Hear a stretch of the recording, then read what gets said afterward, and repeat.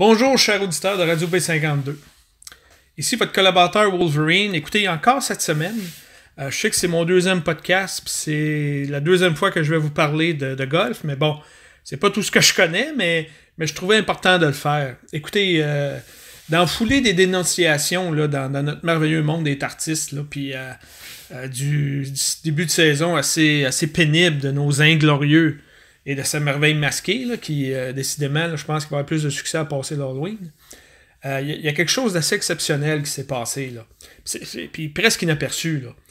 Anne-Catherine Tanguay, une jeune golfeuse de 26 ans de la belle ville de Québec, a obtenu sa carte de la LPGA. Oui, en vertu de sa 10e place là, sur le circuit Symetra. Ça, le circuit Symetra, c'est un peu comme la Ligue de hockey junior majeur du Québec là, pour le hockey de la Ligue nationale. C'est le circuit, c'est l'antichambre de la LPGA. La Ladies Professional Golf Association, là, le circuit de golf professionnel féminin le plus relevé au monde. En finissant 8e au classement des boursières sur le circuit de la Symetra, je m'excuse, elle a obtenu sa carte parce que c'était les 10 premières. C'est sûr que là, la Symetra, c'est une chose, mais la LPGA, là, c'est vraiment, c'est reconnu, là, c'est un des circuits les plus compétitifs et c'est un des circuits où il est très difficile de garder sa carte. Juste pour vous donner une idée, là, il y a vraiment là, une invasion asiatique. Les Coréennes, les Chinoises, les Thaïlandaises. Écoutez, en Corée du Sud, le golf féminin professionnel, c'est le sport le plus suivi de tous les sports. Même par les hommes, autant les hommes que les femmes au niveau du circuit qui suivent le circuit féminin. Juste pour vous donner une idée, là, encore une fois, de cette domination-là, dans les 25 premières boursières de la LPGA, 11 sont des Coréennes, 2 Thaïlandaises, puis une Chinoise. Fait que ça, là, si on compte bien, ça fait 14 sur 25. Là. C'est pas loin de 50% qui sont asiatiques. Fait qu'écoutez, ça sera pas facile. Là, c'est une étape de franchie. Mais y rester, ça va demander là, beaucoup de travail et beaucoup de détermination.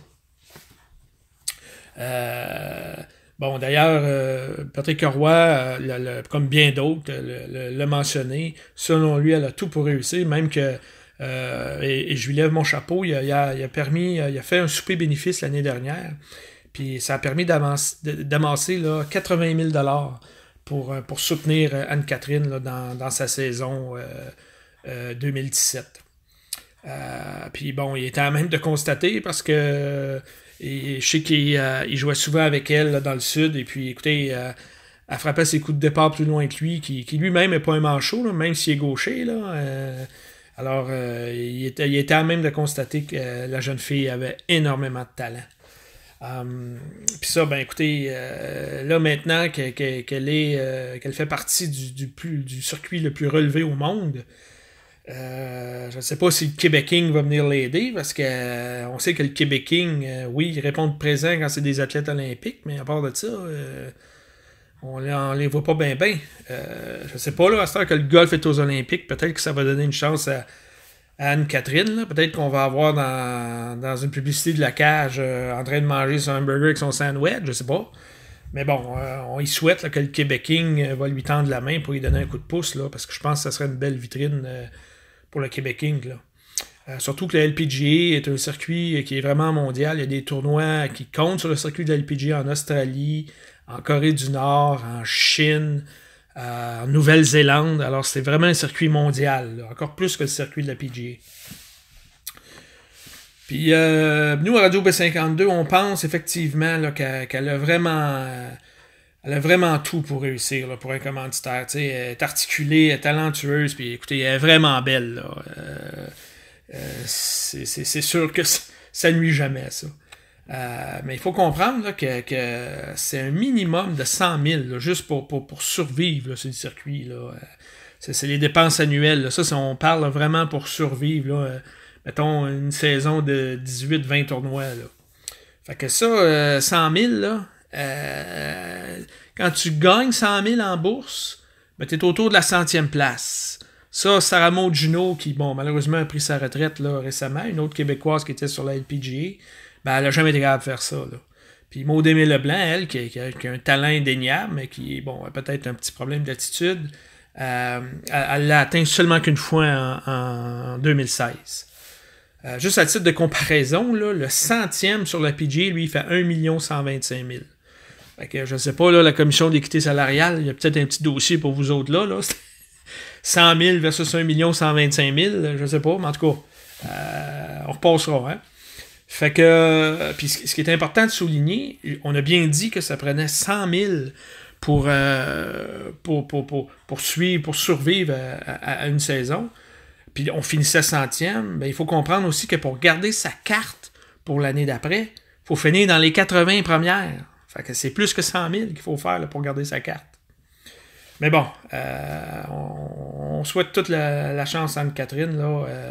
Vraiment, là, nous, on l'a vu, on était au Ottawa Hunt là, à la fin du mois d'août dernier pour le CN Women's Canadian Open.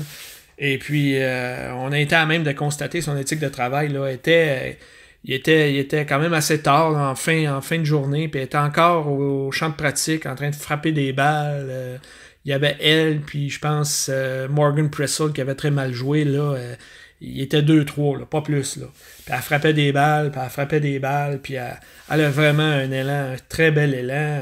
Puis ce qui m'a surpris, c'est que c'est un élan qui n'est pas violent, comme par exemple Arya Jutanagarn ou d'autres golfeuses, Carlota Giganda, qui frappent, là, certains vont dire comme un homme, là, c'est qui ont une action violente dans la balle. Mais Anne-Catherine, là, c'est fluide. Et puis ce qui est étonnant, c'est la puissance qu'elle dégage. C'est vraiment, vraiment beau à voir. Là. D'ailleurs, je suis persuadé, comme bien d'autres, là, que livre pour livre, les femmes frappent plus loin que les hommes. Là, beaucoup plus loin. Là. Écoutez, on était sur place, on a vu la petite Montréal Jutanagarn, 5 pieds 1, probablement 102 livres tout mouillé. Et puis écoutez, elle frappe la balle 270 verges. Là. À nos mononcles ici, là, qui se targuent, là, ah, j'ai frappé 300 verges, puis j'ai frappé, écoutez, là, 270 verges, c'est très loin. Il n'y a pas beaucoup de mononcles qui frappent ça, là. Alors, écoutez, c'est impressionnant. En terminant, nous, à B52, on pense qu'il y a quand même certains dangers là, qu'il va falloir que Anne-Catherine surveille, et puis... le premier, nous, on pense, bon, ben, c'est bien, là, son chum, qui bientôt va être son mari, est à la fois son agent et son cadet. Ça, pour nous, ça peut devenir problématique, parce que là 6 mètres tour, c'est bien beau, là, puis on a passé à travers, mais la LPGA, là, c'est un autre ballgame, là, comme dirait notre ami Night Train. Là, la pression de performer est énorme, là. On parle de circuit le plus compétitif au monde, là, en termes de golf féminin. Là. Un coup peut faire la différence entre faire la coupure, ça veut dire faire de l'argent, ou pas en faire. Fait qu'imaginez un instant, là, Jean-Hubert Trahan, qui est cadet et futur mari d'Anne-Catherine. Imaginons là, qu'on est au 18e trou, là, le vendredi après-midi, puis on sait que ça nous prend un par pour faire la coupure. Mettons là, que là, bon, il s'ostine un petit peu, Anne-Catherine pense que c'est un fer 8, puis son cadet, Jean-Hubert, lui dit non, c'est un fer 9, et puis bon, Anne-Catherine prend le fer 9, bon, Jean-Hubert a mal évalué le vent, tombe dans une trappe avec un mur de 8 pieds de haut, bon, mauvaise sortie de trappe, manque le pot, manque la coupure par un coup. Oh, aïe aïe. Je pense que le retour à la maison dans la Kia de luxe qui est toujours fournie par la LPGA, là, ça va être un peu long. Hein? D'après moi, on va entendre les mouches voler. Fait que ça, je ne sais pas. Je pense que c'est correct là, qu'il soit son agent, mais je pense que juste ça, d'abord, parce que c'est une Canadienne-Française qui va être au pays de l'oncle Sam. Alors, ça va y prendre toute son petite chance là, pour dénicher des contrats, des commandites là, auprès de sponsors américains. Là. Alors ça, je pense qu'il aurait plein ses nénettes juste avec ça. Là. Et moi, je pense, bien humblement, qu'Anne-Catherine devrait se doter d'un cadet professionnel qui connaît bien le circuit, qui connaît bien les parcours, parce que ça, c'est une science, là. C'est sûr que les parcours qu'ils vont jouer sur le LPGA, c'est pas les mêmes que sur le Symetra, là. Et puis bon, moi je pense qu'un cadet d'expérience, je pense qu'il y en a beaucoup qui se laisseraient pas prier là, pour devenir le cadet d'Anne-Catherine, parce que son talent est reconnu là, dans la confrérie de la LPGA, là. Fait que moi je pense que ce serait quelque chose qu'il devrait regarder. Puis surtout, là, un autre point qui va être bien, bien, bien important, je sais qu'elle l'a abordé dans une entrevue qu'elle avait donnée à Radio-Canada, là, qu'elle avait une psychologue, mais bon, il va falloir vraiment là, qu'elle s'entoure de gens qui vont la conseiller beaucoup sur l'aspect mental du jeu. Là. Ça, c'est primordial à ce niveau-là. Puis, rendu là, c'est encore quasiment plus important que l'élan, à bien des égards. Puis surtout, un troisième point, là, puis on va terminer avec ça, là.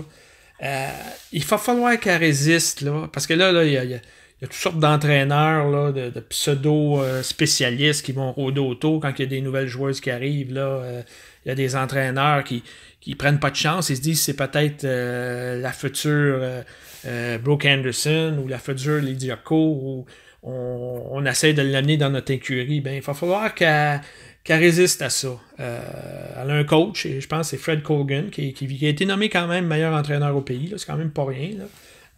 Je pense qu'elle devrait rester avec lui, puis tu sais, pas modifier son élan, là. Travailler avec ce qu'elle a, puis améliorer ce qu'elle fait de bien. Normalement, un bon coach, c'est comme ça qu'il travaille. Il va développer tes forces. C'est ce qu'il fait. Puis écoutez, il y a un magnifique petit vidéo là, qui avait été réalisé par la compagnie Dick's Sporting Goods, là, la compagnie de détail d'articles de sport américaine. Puis il y avait Arnold Palmer puis à un moment donné dans la vidéo, et puis c'est tellement vrai ce qu'il dit. Il dit « Swing your swing. Perfect in its imperfection. I know, I did. » Alors je vous laisse là-dessus. C'était Wolverine pour Radio B52.